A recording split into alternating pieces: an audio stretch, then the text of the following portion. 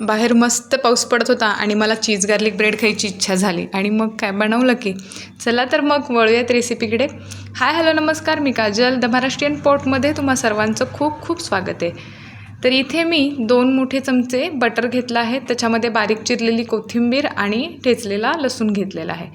तर आपल्याला हे तिन्हींचं मिश्रण अगोदर करून घ्यायचं आहे. बटर पूर्ण असं थोडं मेल्ट होईपर्यंत छान असं ते मिक्स करून घ्यायचं आहे एकत्र. ते सगळं तिन्ही एकत्र करून झाल्यानंतर आपल्याला त्याच्यामध्ये चिली फ्लेक्स ॲड करायचे, तुमच्या आवडीनुसार कमी जास्त करू शकता. नंतर त्याच्यामध्ये आपल्याला ऑरिगॅनो ॲड करायचे आणि सीझनिंग ॲड करायचं आहे.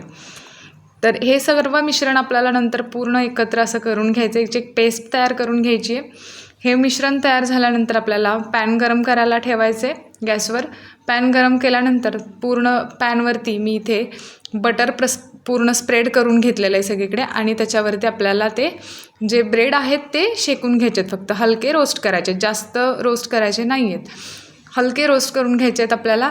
बघू शकता तुम्ही इथे व्यवस्थित रोस्ट केलेत मी, एकदम लाईट, जास्त नाही कमी नाही. अशा प्रकारे रोस्ट केल्यानंतर आपल्याला इथे जे आपण पेस्ट तयार केली आहे बटर आणि गार्लिकची, तर ती सर्व ह्या दोन्ही ब्रेडला आपण लावून घ्यायची आहे.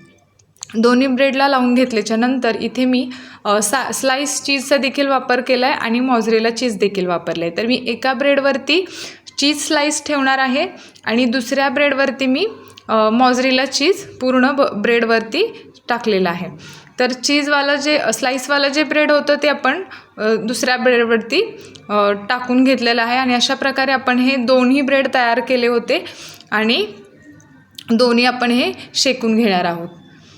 तर दोन्ही साईडने आपण ती जी बटर गार्लिकची पेस्ट होती ती लावून घेतली होती आणि अशा प्रकारे सेम दोन्हीला स्लाइस आणि मॉझरेला चीजमध्ये कोट केलं होतं. तर तुम्हाला मी ते कट करून दाखवते शेकल्यानंतर. प्रॉपर एकदम मस्त मेल्ट झालं आहे आणि जबरदस्त टेस्ट होती, एकदम नेक्स्ट लेवल. खूप छान लागत होतं.